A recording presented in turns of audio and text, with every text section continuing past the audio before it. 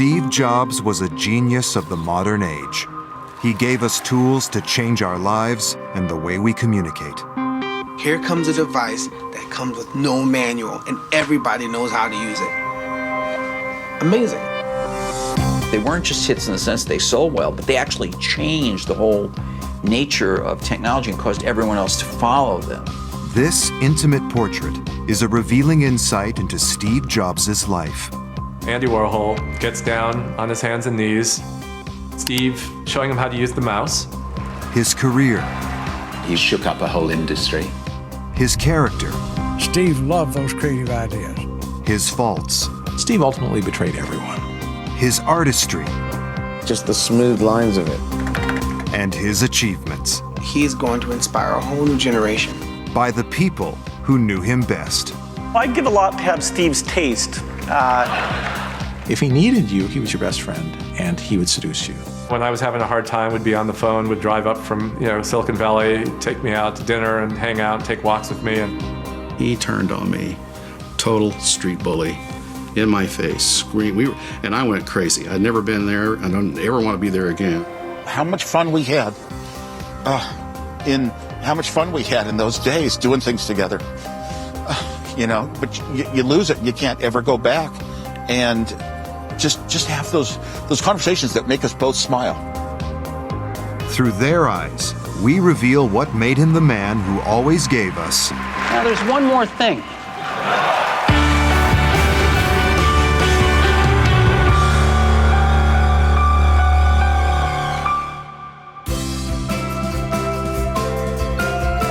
Steve Jobs' One Last Thing is made possible by contributions to your PBS station from viewers like you. Thank you.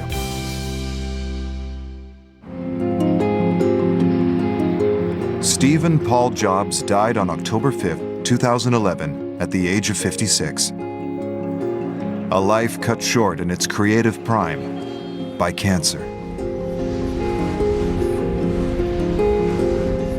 His death was not a surprise, and yet its impact reverberated around the world.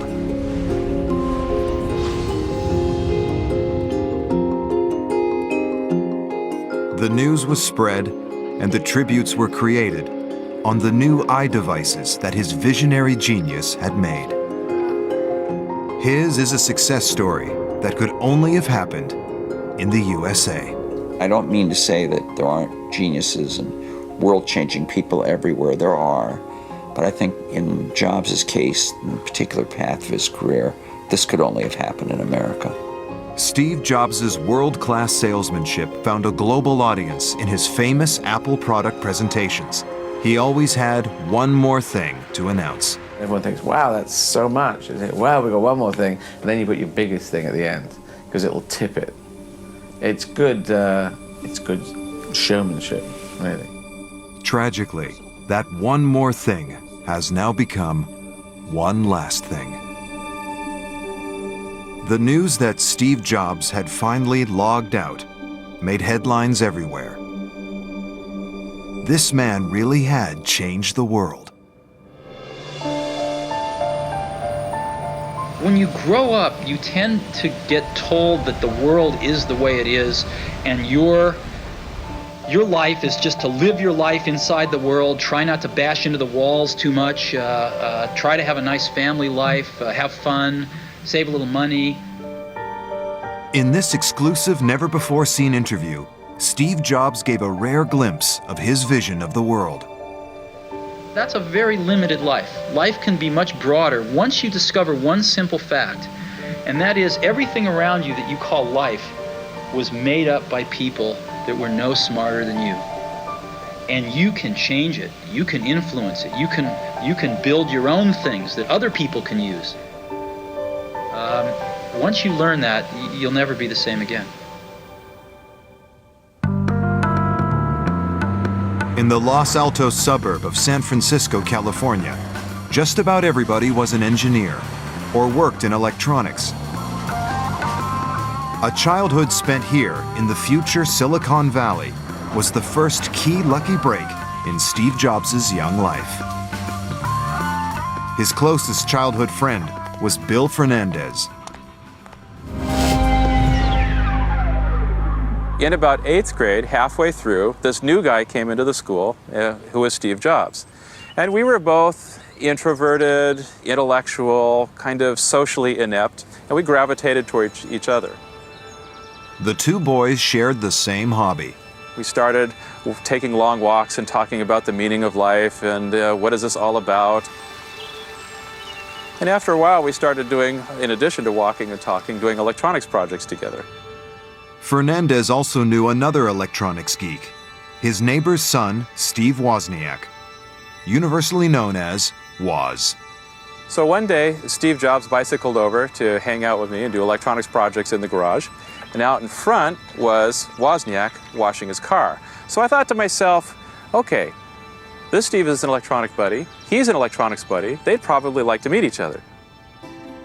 Fernandez had no idea at the time that the meeting between his two friends would change our world. Jobs and Woz were soon to start a business together. Its name was Apple. If Woz and Jobs had never met, there never would have been an Apple computer. There would have been computers and there would have been personal computers. But we probably wouldn't have the kind of wonderful, empowering things that people fall into if Woz and Jobs hadn't met.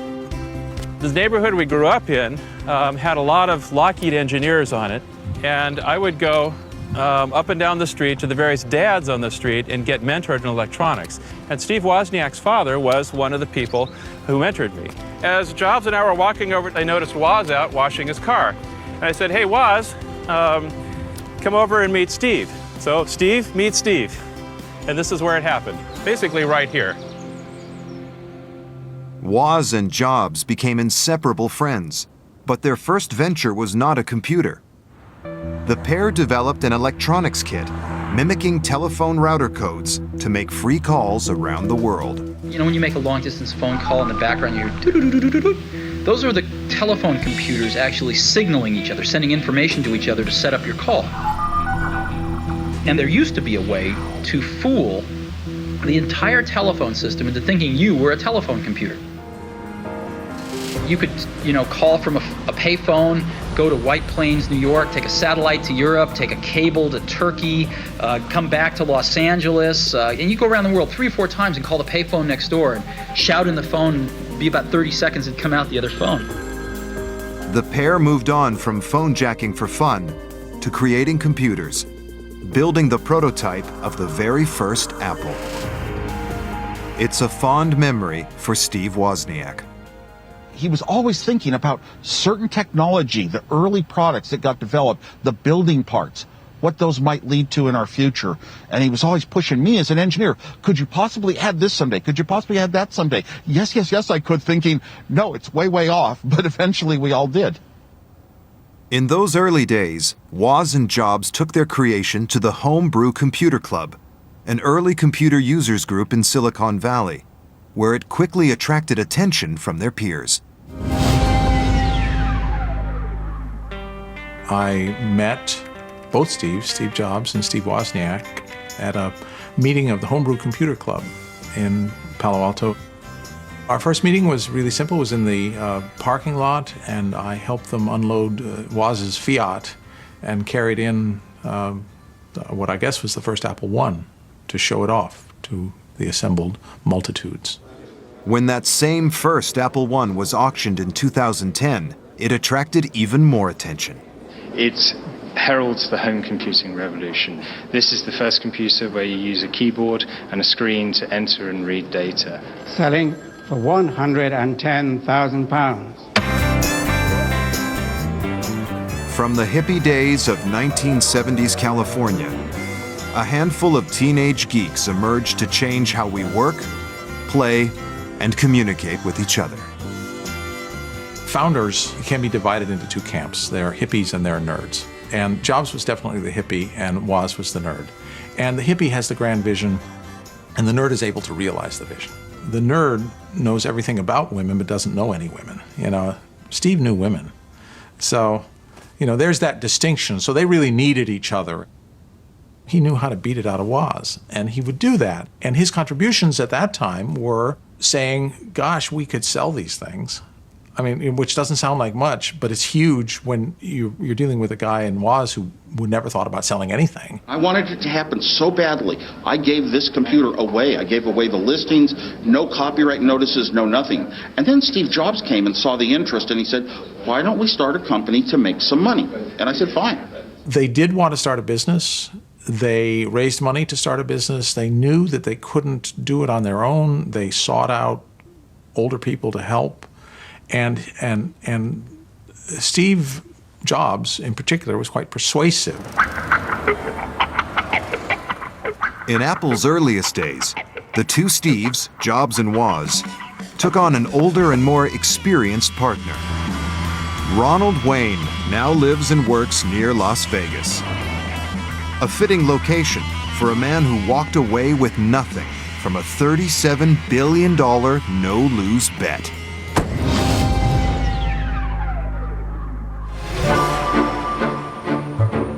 Wayne was invited to discuss a business proposal with Jobs and Woz. That was the first time I met Steve Wozniak. He was a fascinating guy, fun guy to be with. Not only a fun guy to be with, the most gracious man I've ever met in my life. As far as Wozniak was concerned, the world was a great big sandbox with a lot of toys to play with. But Ron's opinion of Steve Jobs was not so hot. I wouldn't put gracious in his description. He had the kind of manner, the kind of approach to people and environments that were business directed, okay? He was extremely serious. Wayne acted as referee in a minor difference of opinion between the two equal partners. Well, Steve Jobs was so impressed with my diplomacy in that particular situation that he immediately came back and said, okay, what we're going to do is form a company with Woz and Jobs getting 45% each, and I would get 10% as a tiebreaker in the event of any philosophical disputes that might occur in the future.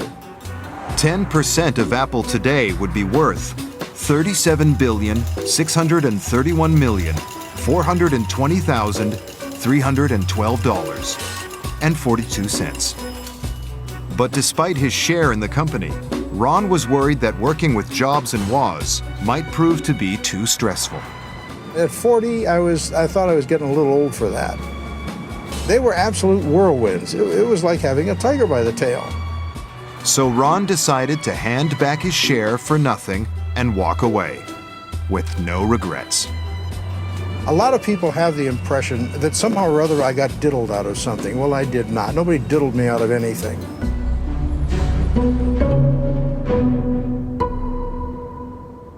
Wayne may not be bitter, but he wasn't the only early Apple employee who made a life decision most of us would regret.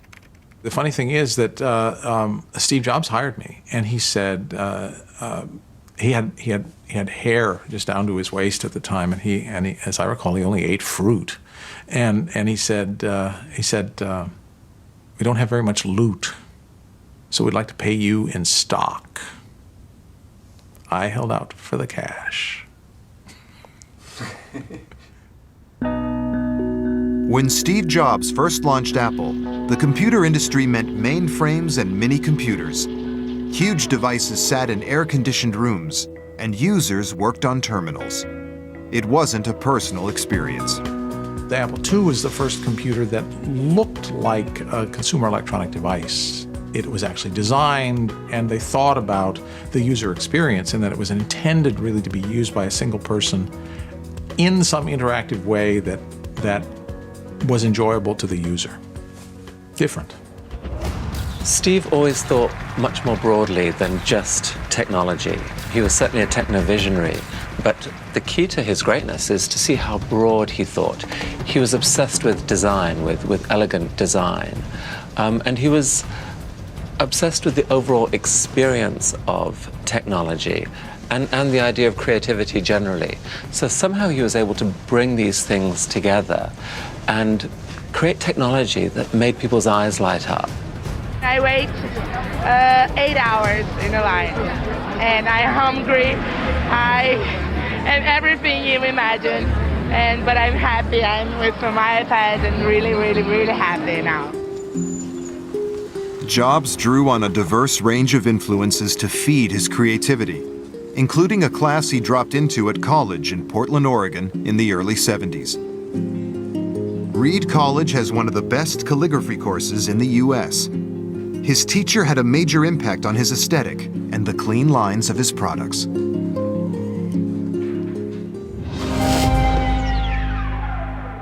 We had many very bright students here, and we had bright thinkers and people that wanted to change things and improve the world. But Palladino witnessed firsthand the impact Jobs had on his peers. The other students brought him to me like they were bringing me someone very special. They really had a high regard for him. I guess they could see the dynamics already forming in his thinking. Jobs completed the course in 1974, but returned 2 years later. He was enthusing about a machine he had created in his garage and seeking advice on a font. He was interested in telling me what he was doing and how he was using what he had learned in class, but he wanted some help with Greek letters because he wanted a Greek font and he couldn't find satisfactory models to go from. Before Steve started working on computer typefaces, they were in very bad condition, and any improvement would be a step forward. The resulting fonts appeared not just on Macs, but ultimately PCs too, dramatically improving the user experience. But not for Robert. I never touch computers. I write everything by hand. Getting letters in the mail is getting to be very rare.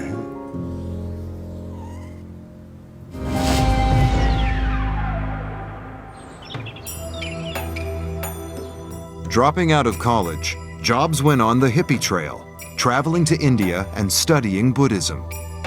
This also had an impact on his work at Apple. I first met Steve in 1975. He had recently returned from India. He's way ahead of his time. He wasn't the typical teenager. He asked questions that were a lot more serious than the normal 20-year-old.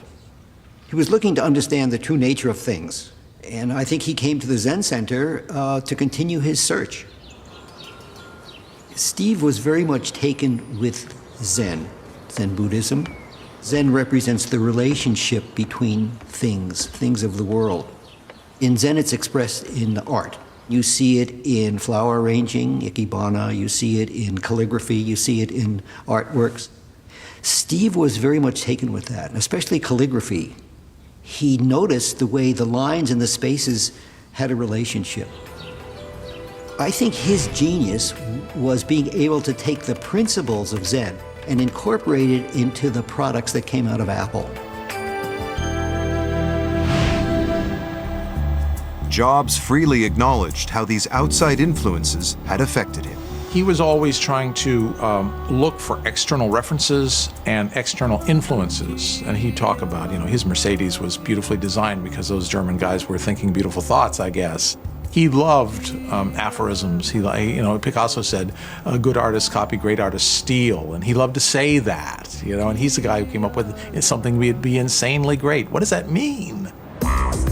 Much of what Apple did was built on the efforts of others. A 1979 deal gave him access to Xerox technology.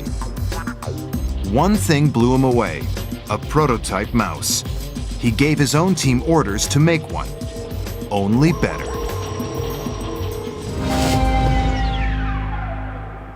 You got to build it for less than 15 bucks. It's got to last 2 years. I want it to work on the desktop, a normal Formica desktop. And I also want to be able to use it on my jeans. As I left the meeting, headed out to my car, I was thinking, does this really make sense? Is Steve crazy, or is there something here? If Steve wanted something, his team just had to innovate.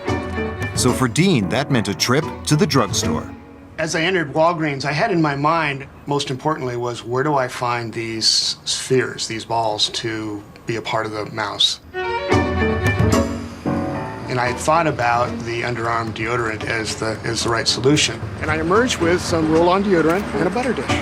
And as you can see here, there's, of course, different size balls, depending upon how it is applied. Not only that, but then once I had the balls, I said, what's a quick way to have a structure to put around the ball so that I can start interacting with it? And I remember going to the housewares area, and I found a butter dish, which was about this big. And that became the beginning part for the mouse as I felt it. So I used the butter dish, the roll-on ball, and was able to create a prototype. It's hard to believe that in a design so small as something that fits in your hand, there could be much controversy around it. But it turns out there was one major controversy, which was how many buttons should there be? The original Xerox PARC had 3 buttons, and there was a great debate about how many buttons were right. And Steve always had the notion of simplicity. The magic of Apple products is simple. There was one button, and it's magic. From the early days, one man influenced Steve Jobs more than any other: his friend and rival, Bill Gates. Apple's history interweaves with Microsoft's. Their CEOs gave a unique interview to journalist Walter Mossberg. It was, to my knowledge, the only time they ever got on stage together to submit themselves to an extended interview with journalists.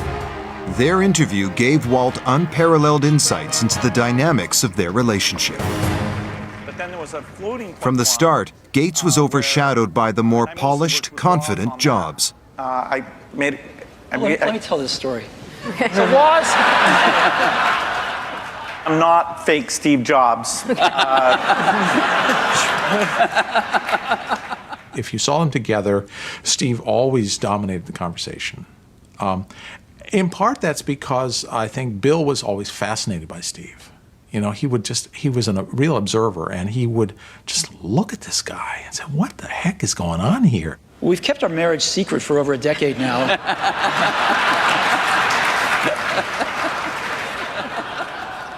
He admired Steve for his ability to interface with people, connect with them, affect them. They were partners, for a long time. The very first Apple II computers had Microsoft software in them. But while the banter was good-natured, the rivalry between the two was deep-rooted. I personally can attest to having heard each of them say very nasty things about the other off the record in private over the years. I think the antipathy partly grew out of 2 things. On Jobs' side, he believed that Microsoft had stolen the basic ideas in the Mac. From the point of view of Gates, I think he found Jobs difficult to deal with. Steve is so known for his restraint. I think Gates felt that Jobs got more credit than he might have deserved as being the great technologist. Neither person is hugely likable. Certainly, Steve Jobs is an acquired taste, and so is Bill Gates, for that matter. They're both have their moments. Bill Gates is a better friend than Steve Jobs, but Steve Jobs is more fun than Bill Gates. Jobs had glamour and dynamism.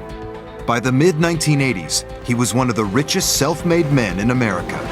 He was just 29. People are going to bring them home over the weekend to work on something. Sunday morning, they're not going to be able to get their kids away from them, and maybe someday they'll even buy a second one to leave at home. Which made him a natural subject for Playboy. Interviewing Jobs was a unique experience for writer David Sheff. The phone rang one day, and it was not a PR person who called, but it was Jobs himself. And it really was an indication of the way that he did business and really continued to do business. Apple was very different. The second you walked in the door, you felt like you were in a completely new environment. The conference rooms, instead of number 103C, were called Da Vinci and Michelangelo and Picasso. And indeed, it was Picasso that I was escorted to see Jobs for the first time. As the two got to know each other, Sheff realized he had a front row seat on what was then an unimaginable technological future. Steve started drawing on a placemat. We went back and forth, and basically by the end of that constructed what looks exactly like an iPad. Steve said this machine, this small device as big as a book, would allow us to keep in touch with one another. It would replace the telephone and would replace bookstores. He saw it as a reader on this very small device and read it with editing capacity, note-taking capacity. I mean, he really envisioned the iPad almost 30 years ago. Jobs and Schiff quickly became close friends. Through sort of the late 60s and 70s in very similar ways, going through some of the counterculture, you know, being influenced by some of the Eastern mysticism, Buddhism, the LSD culture, Timothy Leary.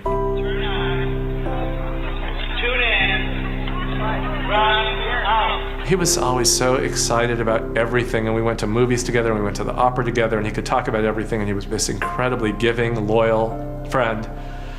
When I was having a hard time, would be on the phone, would drive up from, you know, Silicon Valley, take me out to dinner and hang out and take walks with me, and you know, that's pretty rare. In 1984, they visited the home of Yoko Ono for the 9th birthday party of Sean, her son with John Lennon. Jobs took along a birthday gift that fascinated not only Sean, but the whole star-studded guest list. Steve opened it up, pulled out, you know, what was one of those first Macintoshes off the assembly line, set it up on the floor. Sean was down on the floor with him. Steve turned it on, put Mac Paint in there. It took him about 2 seconds to show Sean how to deal with it, and Sean pretty soon was drawing pictures. Later, Steve told me it was one of the first times he'd watched a child with a Mac. Eventually, I sort of became aware that there were some people, you know, who'd come into the room, and I looked over my shoulder, and there was Andy Warhol. So there was this great moment that I'll never forget. You know, Andy Warhol gets down on his hands and knees with Sean on one side and Steve on the other side. I remember that Warhol would pick up the mouse and, you know, instead of gliding it along the floor, you know, the tiled floor in Sean's bedroom, he would sort of pick it up and was trying to figure out how to make it work. And Steve very patiently would sort of lower his hand down and say, no, you kind of push it along. So Andy sort of fooled around with it, and he was completely mesmerized. I mean, when he zoned in on something, the rest of the world disappeared, and that was what it was like watching Warhol in front of a Macintosh for the first time. And then, you know, he got this big smile on his face, and he looked up, he said, I drew a circle. And it was great. Life had been good for Steve Jobs. He was worth $1 million when he was 21. He was worth $10 million when he was 22. He was worth $100 million when he was 23 years old.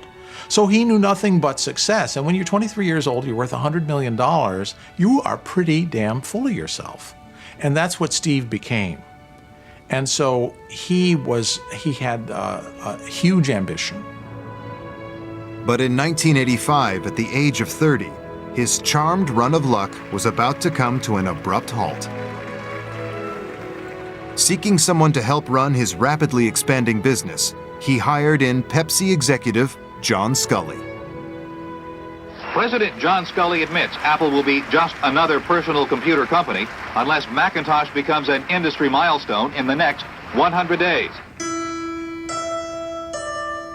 There was kind of a love affair at the beginning. I mean, Steve really trusted him and really saw a kindred spirit, you know, someone who would help him build Apple. His love was Apple. He envisioned being with Apple for his life. He said, but that doesn't mean there won't be periods when I will leave and I will do other things, and I will, you know, my life will weave in and out of Apple. Once again, Jobs' foresight was spot on. 2 years after Sculley arrived at Apple, the love affair turned sour as company profits faltered. Steve was never fired from Apple, but he was ostracized and demoted and put in an office in an empty building. And after that, he resigned in 1985 and then immediately sold his more than 6 million shares. He was the largest single shareholder of Apple at the time, and sold his stock at a bad price and didn't get as much money as he should have or could have had he done it smartly, but he was angry. He felt so betrayed, so angry, so disillusioned that, you know, Sculley was, in his mind, at least part of, if not the ringleader in what he viewed as a coup, to remove him. And Steve was pissed off. And he really was pissed off about Scully because he brought Scully in and trusted him and then felt betrayed by him. So he sold his stock and went off, took his tens of millions of dollars, but not hundreds of millions of dollars, and started a new life. But there were still people willing to back him with hard cash. One of them was self-made Texas billionaire and former presidential candidate Ross Perot. He saw how wounded Jobs had been by Apple. I think it was first a tremendous disappointment, which I can certainly understand. Secondly, he picked himself up, dusted himself off, and started all over again with very little hesitation. And I really admired that. You know, otherwise you could just sit around in a dark room and sulk about it, but that's not Steve. Steve started a company called Next to do a computer that was going to be what he thought Apple should have been, to aim it at the education market because Apple had had conspicuous success in education. There were some people he could steal from Apple to market to that segment, and he thought starting small made sense. But even starting small needs big money. I invested $20 million in Next. He contacted me, asked me to be a principal investor and to serve on the board with him, and I agreed to do it just because of my support for him. And there's no question in my mind that if he wanted to do it, it would get done. He's great with attracting and motivating the best of the best people. He's great at encouraging them to be creative and come up with new ideas and not just be little robots, which many big companies just want you to be a little robot and do what you're told to do, and the last thing they want to hear from you is a creative idea. Steve loved those creative ideas, and that was a magic part of the success of Next. A new Steve Jobs was rising out of the ashes of the boardroom battle at Apple. And this time, he was ruthless. He invested $5 million capital in a corporation called Pixar. And he took 70% of the company, and the employees took 30%. Steve kept investing because we would run out of money, and he did not want to be embarrassed by a failure after having been booted out of Apple, so he would put more money in and take more equity away from the employees. So over the course of about 4 or 5 years, he owned it all. Alvey quickly felt he was losing control to the new master. I would look at my employees, looking at Steve, and I realized they're in love. You know, they're just looking up at him with big doe eyes, just soaking in everything he's saying as if it's truth. And it wasn't. So you can see he was very disruptive. Our management style was to be 2 hours away from him, try not to have him come into the building. Standing up to Jobs could be a painful experience, as Alvey found out in one memorable boardroom meeting.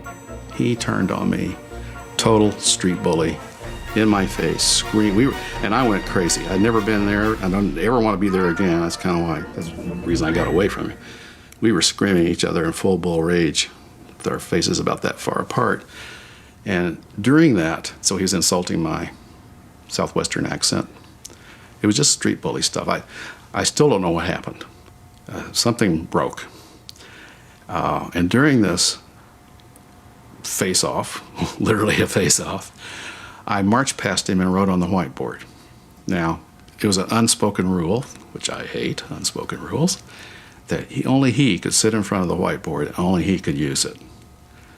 Nobody had ever tested it, but at this point I tested it. I marched past him and wrote on the whiteboard. He said, you can't do that. And I said, what, write on a whiteboard? And he stormed out of the room. So that was and then I was in shock for the next week or months or so. I just didn't know what had happened, you know. Everyone in Steve Jobs' life went through 3 phases. They were either being seduced, ignored, or scourged. And it all depended upon whether he needed you or not. If he needed you, he was your best friend, and he would seduce you. And then you would work like a dog, and if you weren't working hard enough, he would scourge you, and ultimately he would throw you away. On the personal level, it was not fun. It was not the way I want to be treated by another human being. Steve ultimately betrayed everyone. And some said the new Steve Jobs wasn't afraid of claiming all the credit, too. Disney took Toy Story and another one of their movies to New York for the critics to see. And the critics they didn't even look at the other movie. They just went nuts when they saw Toy Story. And they came back and basically told Steve that it was going to be a huge success. And that's the point when his ability to see something spectacular is about to happen, he just moved in and exploited that right to the hilt. And I must say he did a great job, became a billionaire from it. So Steve's genius is to move when he has a good idea. I don't think they are necessarily his ideas, but boy, does he know how to move and market them like crazy. He's the world's genius marketeer, including of his own self-image. But the best was yet to come for Jobs. Apple was in trouble. They wanted him back. They were begging him to come back because they knew he could fix it. And he did come back, and he fixed it, and the rest is history. One man who witnessed Jobs' return to Apple was friend Walt Mossberg. He came back to Apple and the company was almost dead. Literally, it was like 90 days from going bankrupt. He said to the people at this very demoralized, almost out of business company, we're not looking backward. I don't really care that we once had the first successful personal computer. I really don't care that we were famous and successful. We're not anymore, and this is where we're starting from, and this is where we're moving. And so when you see the second coming of Steve Jobs in Apple, Apple went from being just a wide open, wacky company to being a very disciplined company that understood its financials at a level that few companies do. And that's because Steve thought of every dollar as being his every dollar. They have resolved these differences in a very, very... It was an investment from Bill Gates that ultimately helped to save Apple. But when Gates made a live appearance with Jobs to explain the deal, it didn't go down well with the loyal Apple audience. Bill Gates was actually on stage rescuing Apple. Rescuing Apple. He did two things. He gave them $150 million, for which he got non-voting stock that expired after a certain number of years. And he promised to keep producing Microsoft Office, the Macintosh version, for, I think, 5 years. And so he was on stage rescuing Apple. And yet the acolytes who were filling the room had learned to hate him. They treated him as, you know, the devil, the Antichrist, and they booed him. But Jobs, with his eye ever on the bottom line, had a different view. There were too many people at Apple and in the Apple ecosystem playing the game of, for Apple to win, Microsoft has to lose. And it was clear that you didn't have to play that game, because Apple wasn't going to beat Microsoft. Apple didn't have to beat Microsoft. Apple had to remember who Apple was. It was just crazy what was happening at that time, and Apple was very weak. And so I called Bill up, and we tried to patch things up. I think he learned to be a better businessman. I think he learned a little more humility. Steve really changed in a number of ways, and he changed primarily because of failure. Failure affected him, and he learned from it. Jobs created a brand new product at Apple, the iMac. I think there was a decision to look different. Remember their motto immediately after his return was "Think different." And, you know, he didn't say that because he didn't believe it. You know, he really did want to think different, and they would have to appear different to show that they were thinking different. The pair joked about the relationship between Mac man Jobs and PC man Bill Gates. PC guy is great. I like He's got a big heart. His mother loves him. His mother loves him. PC guy is what makes it all work, actually. Yeah. All right. It's worth thinking about. The truth about Bill Gates is a brilliant man who you could, and I did, have talked to for long periods about the future. He could think quite intelligently about the future, but the way Microsoft worked as a business was far more incremental than Apple. All the while they were working on some big leap, and Microsoft tended to do the incremental stuff almost all the time. What Steve's done is quite phenomenal. His ability to always come around and figure out where that next bet should be has been phenomenal. You know, Apple literally was failing when Steve went back and reinfused the innovation and risk-taking that have been phenomenal. So the industry's benefited immensely from his work. We've both been lucky to be part of it, but you know, I'd say he's contributed as much as anyone. I think he built the first software company before anybody really in our industry knew what a software company was, except for these guys. And that was huge. Bill Gates is a brilliant man. He did a lot for the world in technology, and he is now doing a lot for the world in philanthropy, and I think highly of Bill Gates. But of the two of them, the one that took the bigger risks and changed the game more often, it was Steve. It was Steve Jobs. Well, I'd give a lot to have Steve's taste. He has natural, not a joke at all. I think in terms of intuitive taste, both for people and products, the way he does things, it's just different. And you know, I think it's magical. Despite their rivalry, in this joint appearance after Jobs had been diagnosed with cancer, they displayed a healthy respect and even affection for one another. You know, I think of most things in life as either a Bob Dylan or a Beatles song. But there's that one line in that one Beatles song, you and I have memories longer than the road that stretches out ahead. And that's clearly true here. Well, you know what? I think we should end it there. It was one of the highlights of my journalistic career to be there. Thank you very much. Thank you so much.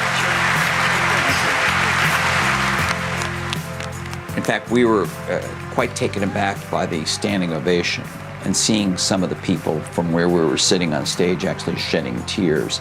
It sounds strange, but it was actually an emotional thing. So I can move this with just a touch anywhere I want. Steve Jobs, now at the peak of his creative genius, was leading Apple to the peak of its creative success. The key to the success of the company was in moving beyond the computer, was in seeing how the microprocessor was getting so cheap that it could be applied to other consumer electronic devices. Innovative new products poured in a seemingly endless stream from Apple's development laboratories, pouring a stream of cash into Apple's coffers. 250 million or a billion or however many iPods are out there, you know, are what built the Apple of today, not the Mac. Approaching the age of 50, barely a quarter of a century after making his first million greenbacks, Jobs was worth $2.3 billion.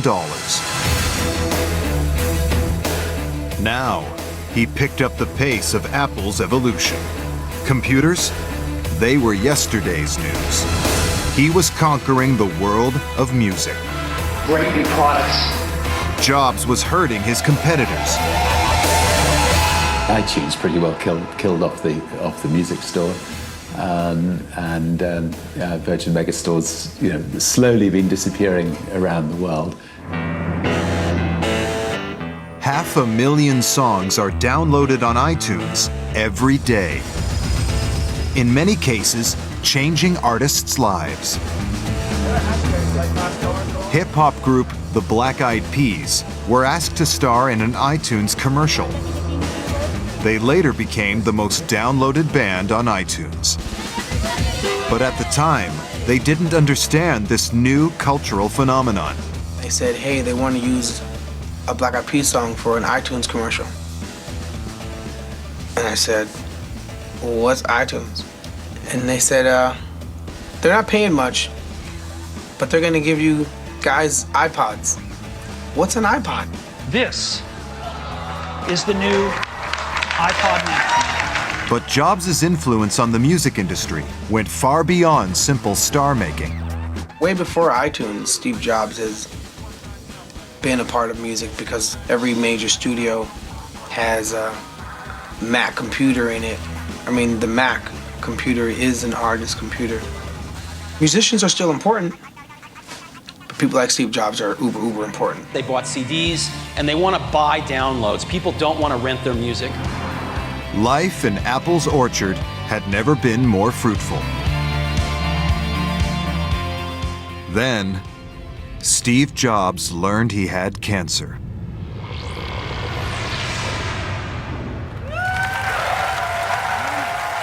A standing ovation for Apple CEO Steve Jobs as he greeted the public for the first time in more than a year. He carried on working, but the years that followed were a roller coaster of hope and despair. Most poignantly, he was asked what the next few years might hold. The future is long. The last few years have reminded me that life is fragile.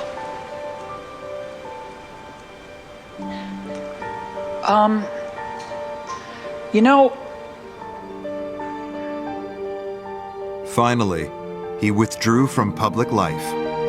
Only his closest friends saw how he was coping with the threat of an early death.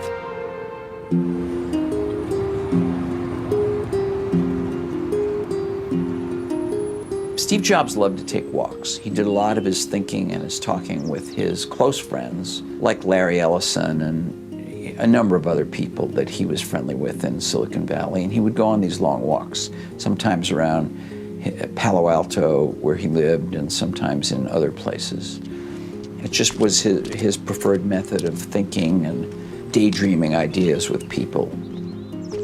One day, I was out in Silicon Valley. He found out about it, and he conveyed to me that he would like me to come over to his house. This was just after his liver transplant, which, as we all know, is a very serious kind of thing that takes a lot of recovery. And he wanted me to come over and just talk about industry gossip in a way, or events that had gone on since he'd been kind of out of action. He was very frail. We talked about his health, and he talked about how he felt he was recovering. And in the middle of this, he said, let's go for a walk. And I said, really? Really, you're sure you want to go for a walk? We're about halfway to the neighborhood park, and he stops. You know, he wasn't like gasping for air or anything, but he was not a well-looking man. And I said, Steve, why don't we go back to the house? And he smiled or chuckled, and he said, no, we're not going back to the house. I just need a minute, and then we're going to go on to the park, because that's my goal. I set a goal every day, and my goal now is to get to this park. I said, you're sure? And he said, yeah.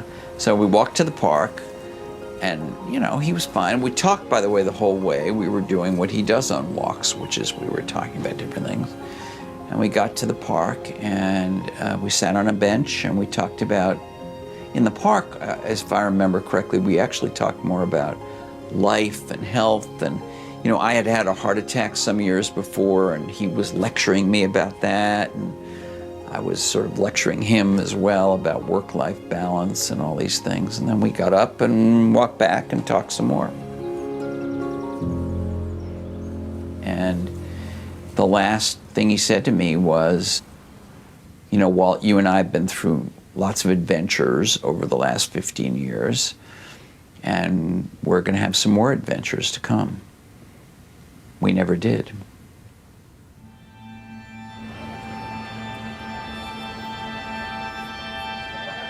On October 5th, 2011, Steve Jobs died. The next day, his closest friend and colleague, Steve Wozniak, paid his own tribute. I'm going to miss the chance to go to him and just sit down and share, you know, just person to person,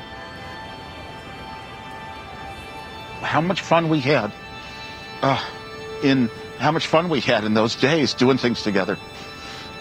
You know, but you lose it. You can't ever go back, and just have those conversations that make us both smile.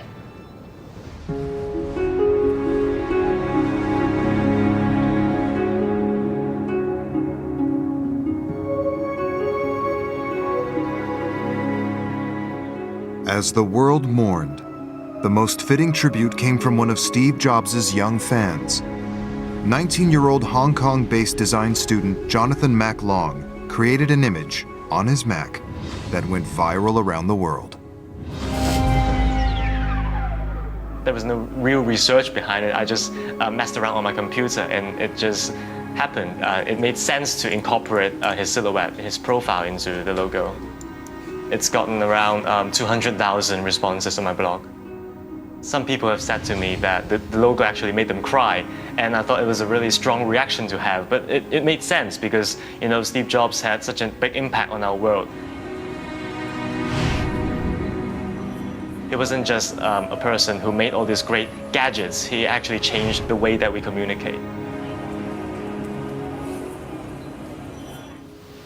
When you grow up, you tend to get told that the world is the way it is, and your life is just to live your life inside the world, try not to bash into the walls too much, try to have a nice family life, have fun, save a little money. How amazing is it that we live in an era where his legacy will transform people's lives and experiences of technology for the foreseeable future.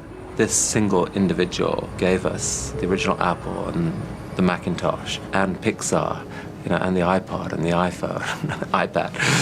I mean, that is astonishing.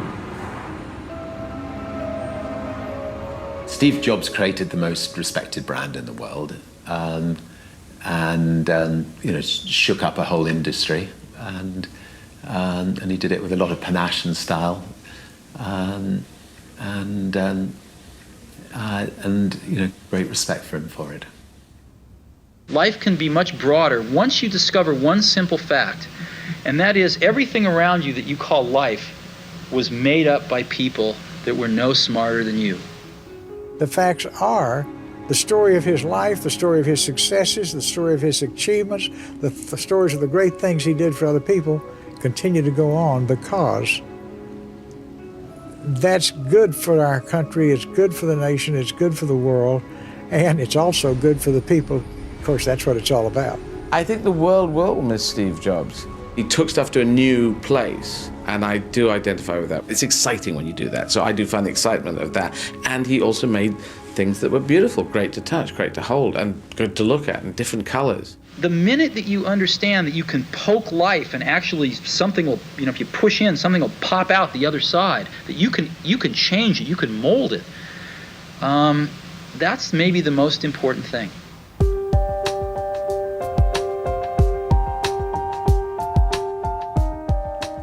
There's one thing on which everyone agrees. Steve Jobs left a legacy that has changed the world. He had the ability to think out new ways of doing things, not just ways to improve what we have, do a better version of something, but do it in a totally different way that the world would swing towards.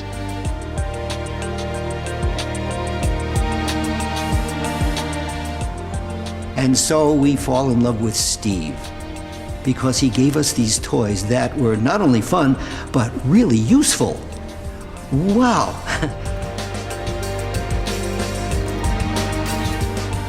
It's upended industry after industry. It's forced everyone else to follow in his path, and it has touched billions of people. He will be regarded as the person who unlocked the creativity of a whole generation. He's changed the way we look at computers, phones, how we share, interact. He's going to inspire a whole new generation. A 5-year-old 20 years from now is going to create and design and invent and define a world totally different than the way we see it now. And it's going to be because of Steve Jobs. Even then, he had this ability to bridge a very intellectual world of high technology with something that everyone could relate to.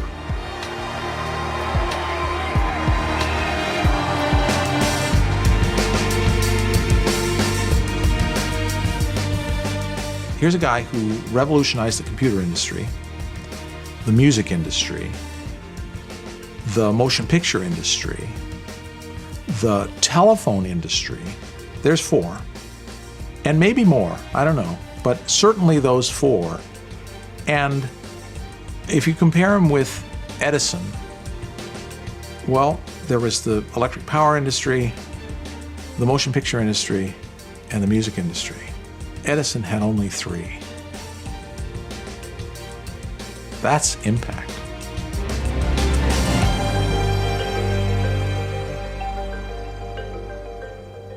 To find out more about Steve Jobs and watch the program again online, go to pbs.org.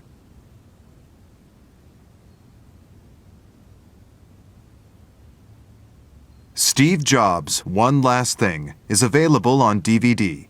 To order, visit shoppbs.org or call us at 1-800-PLAY-PBS.